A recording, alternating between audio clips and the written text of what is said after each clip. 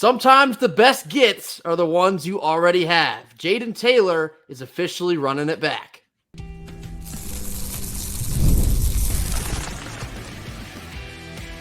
You are Locked On Wolfpack, your daily podcast on the NC State Wolfpack, part of the Locked On Podcast Network, your team every day.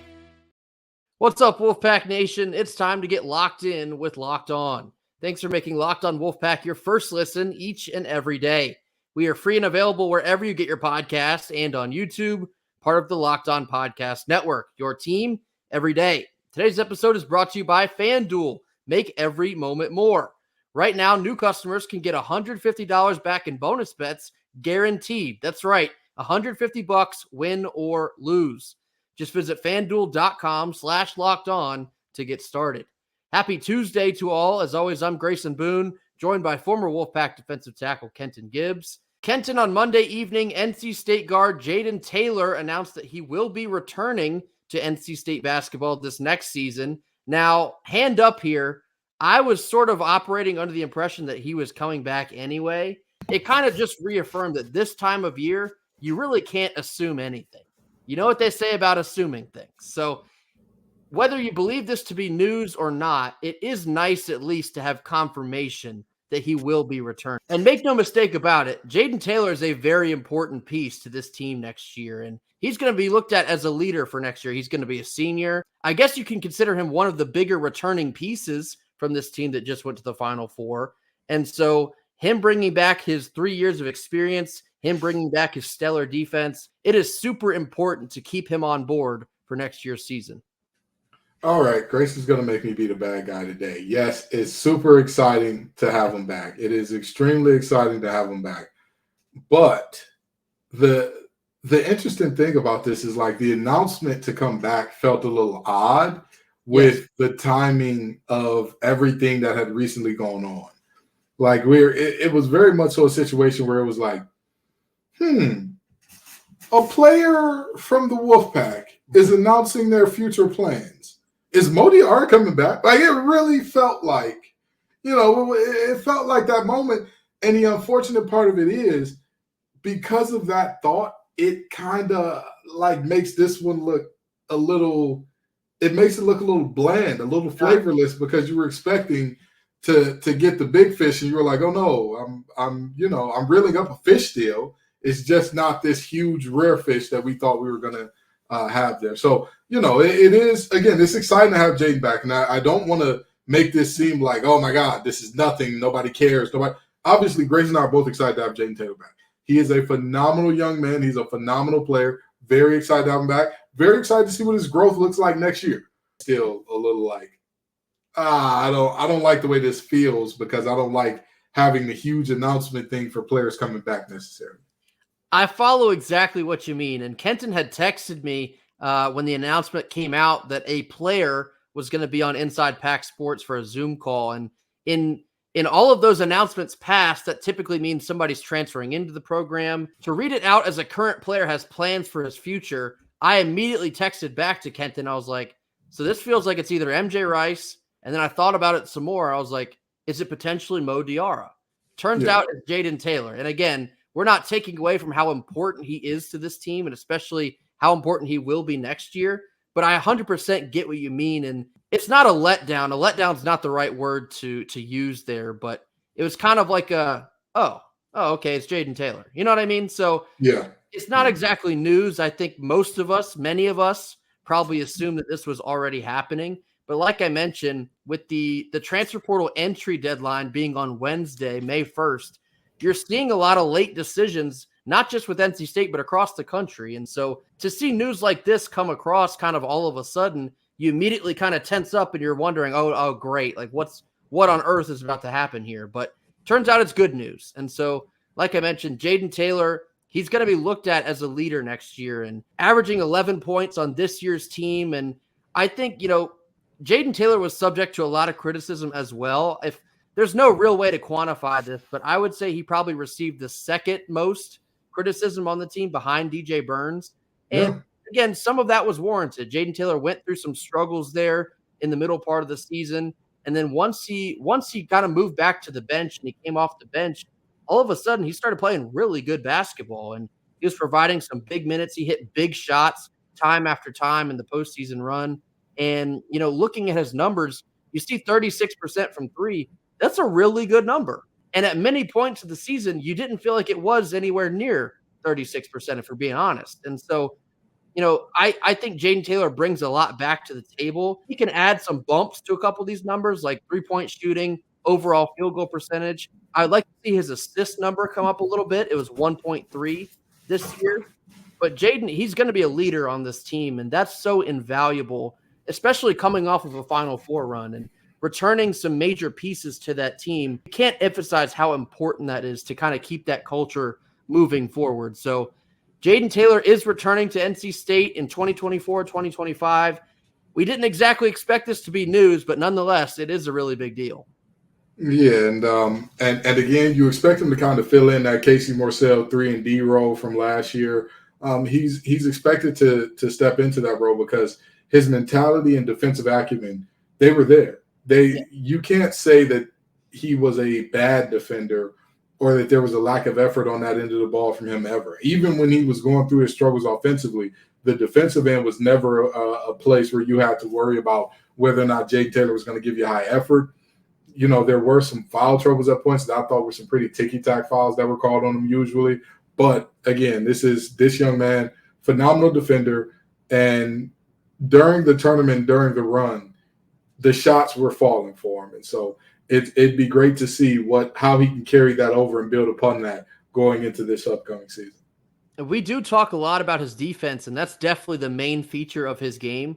This is a guy that tweeted out in early January that he was going to win the Defensive Player of the Year. So as a 3-and-D guy, you want him to have that belief. You want him to have that swagger and carry it out there on the court. So him returning with that same mentality and probably wanting to ramp it up a couple notches, that's only going to help the team in the long run. So Jayden Taylor is a very important piece to be confirmed to come back. It kind of makes you wonder if we're going to get more of these announcements before the week is over. But nonetheless, Jayden Taylor is locked back in for NC State. That's a big win for Kevin Keatts and the gang.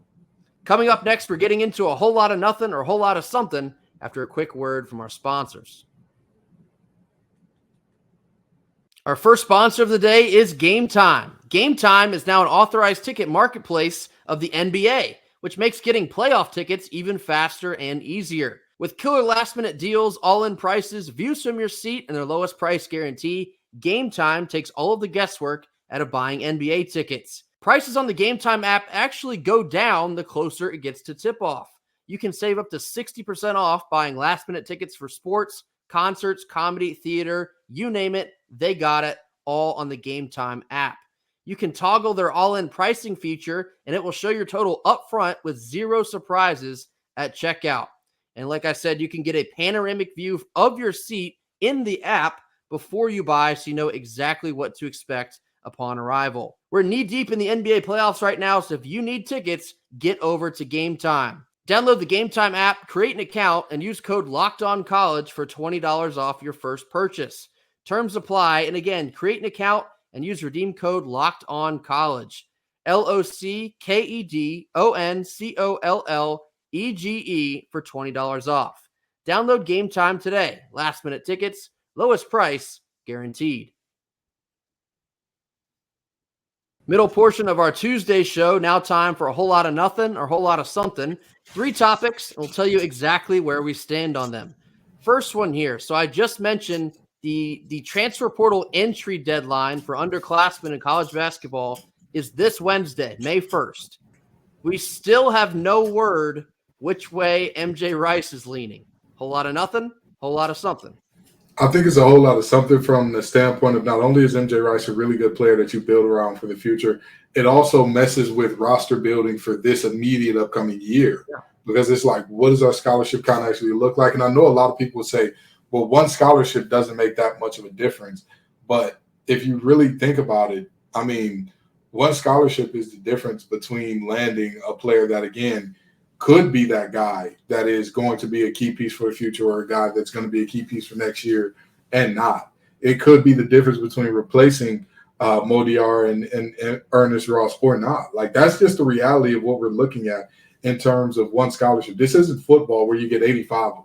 With that in mind, each one of these is precious and crucial. So to know where he is and where he's landing is very important. And I'm going to tell you, I've reached out to folks about this thing. Everybody's being super tight-lipped about it. Nobody's heard much of anything. And that's a little concerning to me. So I'm going to say a whole lot of something. Yeah, it's definitely a whole lot of something. And I can't remember if we included this in last week's whole lot of something. And I believe what I said was, if I thought he was going to leave, I think he would have done it by now. We're moving up until the deadline date, and we still have pretty much zero inclination on which way this can go. And I do feel kind of bad for Coach Keatts. He is in the middle of completing a roster, and he's already, I'm sure, working on filling in what we project to be a stretch 4 spot. And so being surprised here at the deadline with MJ Rice potentially leaving, that's just a whole nother ordeal to have to get into, I guess you could say, like this late in the spring. And I've been constantly seeing accounts like Trilly Donovan. He kind of compares the transfer portal to musical chairs. And what he's been saying lately is you're going to really start to see the music slow down. You're seeing several guys across the country start to pick their landing spot, and things are starting to slowly die down. And so for Kevin Keatts to get a surprise here this close to the deadline, it would be difficult to try and recover from that. No doubt that Keatts would ultimately get the job done when the dust settles, but that's just one less hassle you want to have to deal with as you get into the month of May. So as of right now, it's definitely a whole lot of something. In the world of football recruiting, 2025 safety Jordan Young listed NC State in his top 8 of his high school recruitment. The other 7 are Alabama, Michigan, Texas A&M, Clemson, the Dirty Foot Club, Florida State, and Tennessee. NC State is in this list. Whole lot of nothing, whole lot of something. I'm going to say a whole lot of nothing. And I'm going to say that because to me, top 8, top 3s, being close doesn't really mean much. Think about all of the players in recent history that NC State's been close to getting. You know what I mean? You look at a Devin Hester. You look at how many other guys that went on to be superstars elsewhere that was like, oh, man, I was this close to committing to NC State, but something went wrong. But this thing happened. But that thing.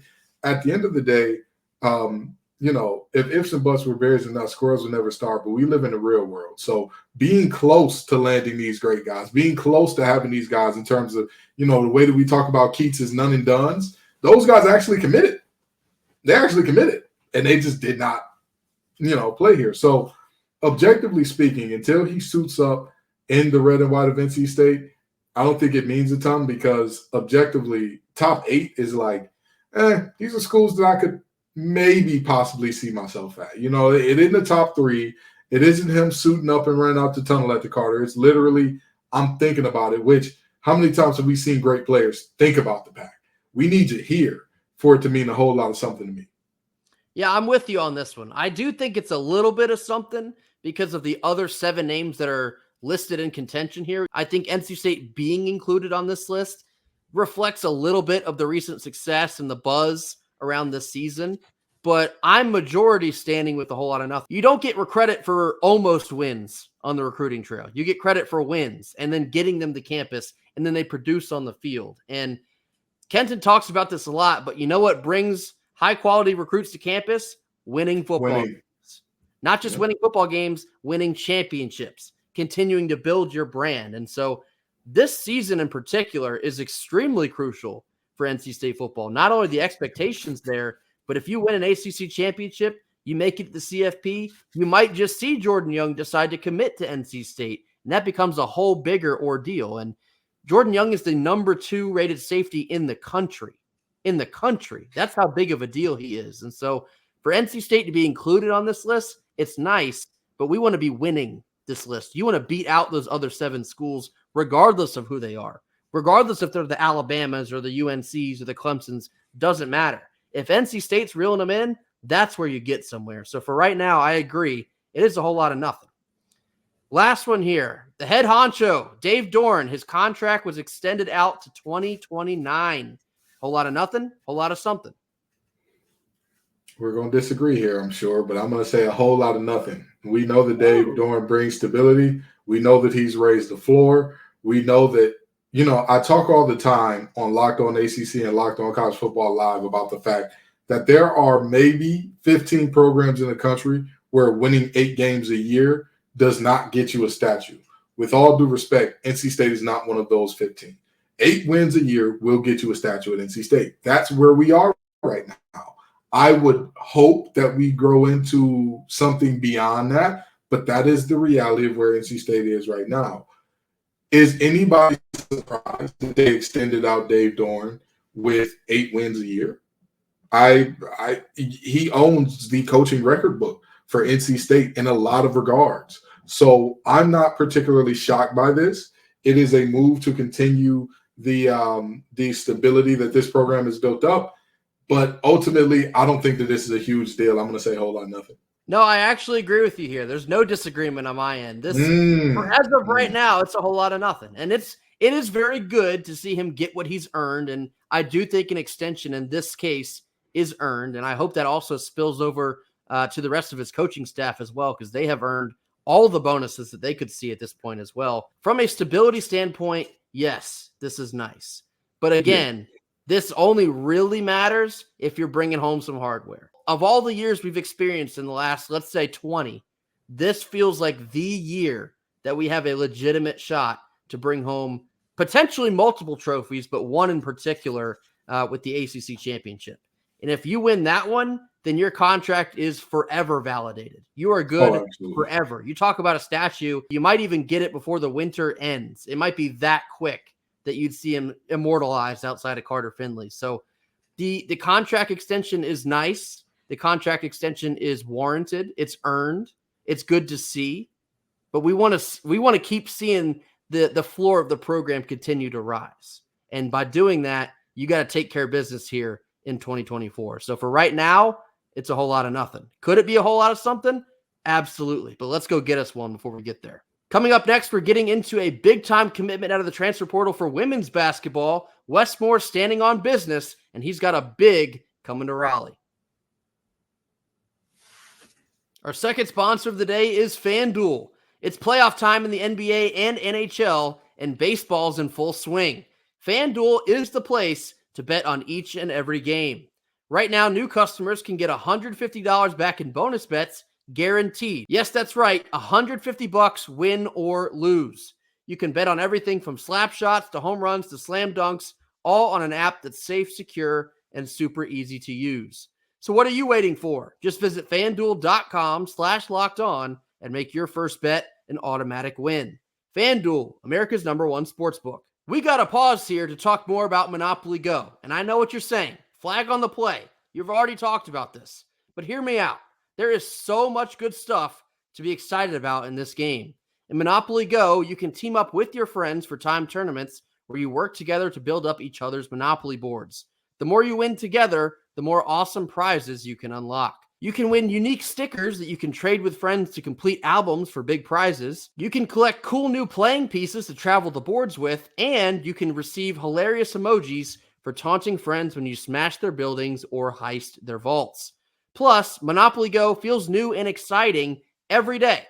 They're constantly changing tournaments and challenges, and these challenges often include very unique mini games like digging for treasure or a robot machine.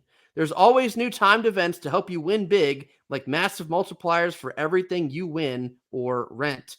There's always something fun to discover in Monopoly Go. So go get off the bench and download it free on Google Play or the App Store. Game on. Last couple minutes of our Tuesday show, now getting into some women's basketball transfer portal news. Wes Moore went into the portal, and he got himself a big fish. Caitlin Weimar of Boston University is a 6'4" forward, has committed to NC State, and she is a big-time player. She averaged 18.7 points a game. That was 44th in the country this past season. She also averaged 10.6 boards a game, 2 assists a game, all on 55.3% shooting. Kenton, how important is it to receive this type of caliber player onto next year's roster? I think it's a massive get because this is not only a fit in terms of need, this is an extremely talented player as well. This is I believe it is the Patriot Conference Player of the Year and Defensive Player of the Year. This is a player that has shown she can get it done on the offensive end, on the defensive end. And I know that she only has 1 year of eligibility left, but this is still a really big get, because when you think about the players that are currently on this roster, where this team just went and where they can get back to, I am looking at her and saying that Ms. Weimar can be an excellent fit for this team. You know, the reality is Westmore likes to have a balanced team. He doesn't like to lean one way or the other. He doesn't like to have to dump it off in a post and just pray to God that the wings and guards can hit an open three, hopefully, every now and then. And he doesn't like to have to live and die by, can my guards and wings get into the paint and can they knock down shots? And if they can't score, then we're out. And so Westmore has done an amazing job of utilizing both the portal and recruiting. And this is just another example of it. I mean, another top 10 recruiting class coming in. And with the addition of her, I don't know what the ranking of the portal class is, but this is still one of the more massive gets out of the portal. And so, you know, Westmore, like you said, the man's ankles must be sore from standing on so much business, because it's unrelenting with him. From what little I've seen and what I have read about Caitlin Weimar, she will slot in very nicely into Westmore's system. And she kind of serves as like a Mimi Collins / River Baldwin replacement. I think at her size, at 6'4", she can probably play a little bit of center if need be, but I do think she's a little bit more of a forward. But nonetheless, she can put the ball in the bucket. She can defend at a high level. She averaged nearly 3 blocks a game this past season. That was good enough for Patriot League Defensive Player of the Year.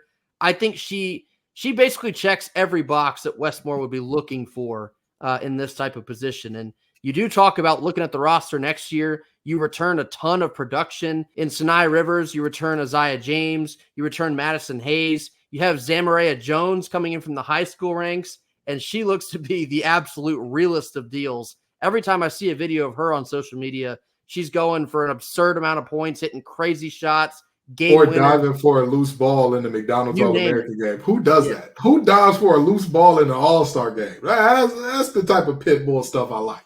Yeah, you talk about having that dog. She might have a couple dogs because she is one hell of a ball player. And not to mention Zoe Brooks, who's a spectacular freshman. Now she has a year under her belt. So I think Caitlin Weimar has undoubtedly ability to be a big-time weapon for Westmore this season. So it's not only Kevin Keatts going into the portal and getting it done. Westmore went into the portal and picked up a massive, massive addition to his front court. Yeah, for sure. And you know, you're talking about the style of play, but also she's 6'4". She is objectively a large human being who does good things in the paint, outside the paint. You know, this is a great addition. It just hit me. I completely forgot about Tilda Trigger. She's the 6'6" freshman coming from Sweden who also plays the power forward position, probably center, being that she is 6'6".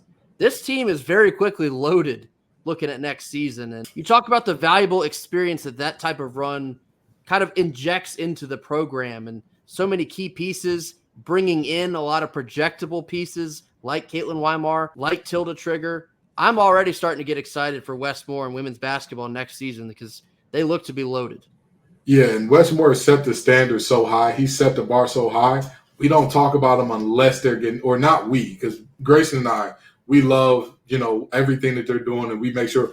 But in the collective conscious of Wolfpack fans, they don't get enough love, in my opinion, for constantly setting the bar. If they're not in the ACC championship game, we're looking around like, what happened? What went wrong? How did we not go back? How do we not win it? And so, you know, a team that just collectively shows out again and again and again and again, you know, Westmore just keeps on playing the hits, and I'm excited to see what this team could do next year. That'll do it for us here on Tuesday. As always, be sure to hit that like button. Drop your comments down in the comment box. Tell us what you think about Jayden Taylor confirming that he will be back at NC State next year. Tell us how you think the MJ Rice saga will shape out. Still no word on whether he's staying or going. The deadline is quickly approaching on Wednesday. And tell us what you think about Caitlin Weimar, the 6'4" transfer forward from Boston University that will slot very nicely into Westmore's system for next year. Any other thoughts you have, drop them down in the box. I'll be sure to get to each and every one of those. And if you have not already, mash that subscribe button. We are now rapidly climbing toward 2,000 subscribers on YouTube. I can't tell you how unbelievable that is. Thank you all so much for the support. Tell a friend to keep supporting. Mash that subscribe button. We will see you all tomorrow. And until then, go Pack. Go Pack.